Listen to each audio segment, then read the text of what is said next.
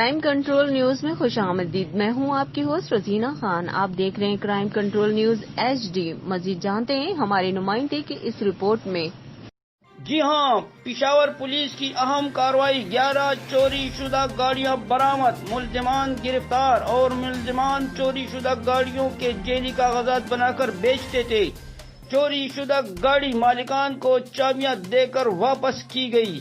پنڈی کے رہائشی محمد اسلم کو جب گاڑی ملی تو انہوں نے پشاور پولیس کے حق میں نعرے لگا کر کہا بیوی کے زیورات بیچ کر گاڑی خریدی تھی.